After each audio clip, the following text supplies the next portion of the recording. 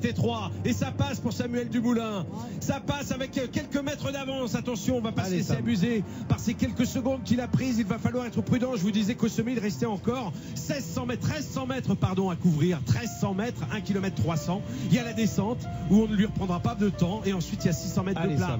Et c'est assez tortueux dans la traversée de Livron. Vous le verrez. Et ça va bien sûr jouer en sa faveur. Il l'a compris, Samuel Dumoulin, que dans ce final extrêmement tortueux, il avait sa chance parce qu'il allait immédiatement pouvoir se mettre à l'abri du regard de ses poursuivants.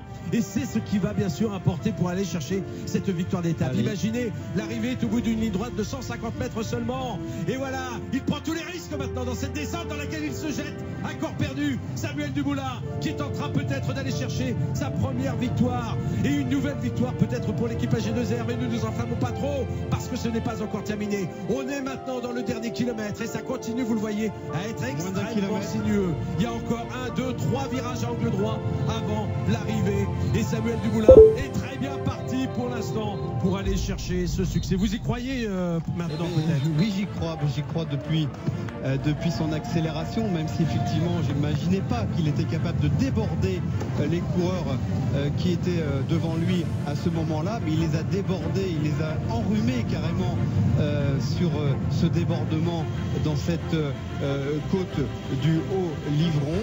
Je reconnais le Sam qui est le puncher qu'on connaît, qu'on a vu gagner comme ça sur le Tour du Haut-Var, qu'on a vu aussi gagner une étape du Tour de France, c'était à Nantes, souvenez-vous, sur un sprint magistral en compagnie notamment de Romain Feuillu, pardon.